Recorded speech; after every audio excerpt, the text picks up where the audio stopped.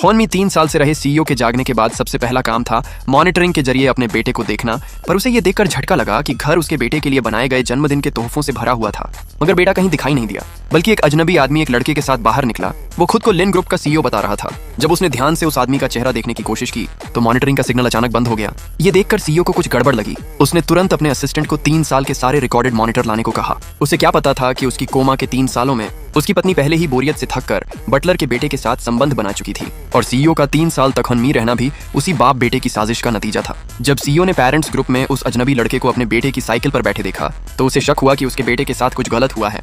उसने तुरंत ड्रिप की सुई निकाली और देश लौट आया। जांच के बाद असिस्टेंट ने कुछ जानकारी निकाली। वो आदमी जो खुद को मृत चेयरमैन बता रहा था, उसका नाम झांग जे था। वो बटलर झांग अंकल का बेटा था और साथ ही सीईओ की पत्नी का निजी असिस्टेंट और ड्राइवर भी था। झांग जे का बेटा जिहान छोटे मालिक के साथी विद्यार्थी के रूप में लीन परिवार के घर में रहने लगा था और अब दोनों एक ही स्कूल में पढ़ते थे। सीईओ को अब समझ आया कि अपनी हुनमी के 3 सालों में वो ड्राइवर उसके कम प्रोफाइल रहने के स्वभाव का फायदा उठाकर सब कुछ अपने कब्जे में कर चुका था। यहाँ तक कि लिन ग्रुप भी अब उसके नियंत्रण में था। अगले दिन पत्नी अपनी सहेलियों से मिलने के लिए निकली। एक लग्जरी कार उसके पास आकर रुकी और अचानक लौटे पति को देखकर उसके चेहरे की मुस्कान जम गई। वो घबराई हुई बोली, तुम अचानक कैसे आ गए? तबीयत अब ठीक है? सीईओ ने ठंडे स्वर में उसका हाथ झटकते हुए कहा, मैं पूरी तरह ठीक हूँ।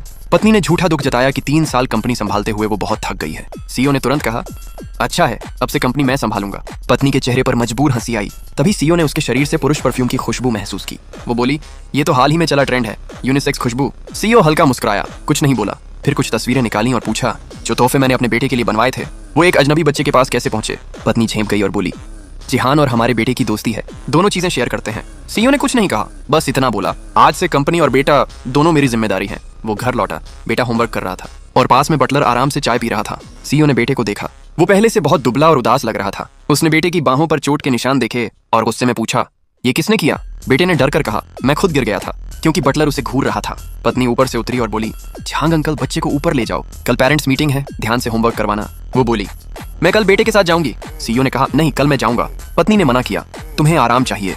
पर उसने बेटे से पूछा, तुम्हें कौन साथ चाहिए? बेटा डर गया और बोला, माँ के साथ। पत्नी खुश हुई और बेटे को कमरे में ले गई, पर सीईओ ने फिर रोका और कहा, आज रात में बेटे के साथ सोऊंगा। पत्नी और बटलर दोनों चौंक गए, पर कुछ न कर सके। उन्होंने बेटे को चेतावनी दी कि ज्यादा बात न करे। तभी ड्राइवर का बेटा जिहान दौड़ता हुआ आया और पत्नी को माँ कहकर पुकारा। बटलर ने तुरंत इशारा किया चुप रहने का। सीईओ ने ठंडी आवाज में पूछा, वो तुम्हें माँ क्यों बुला रहा है?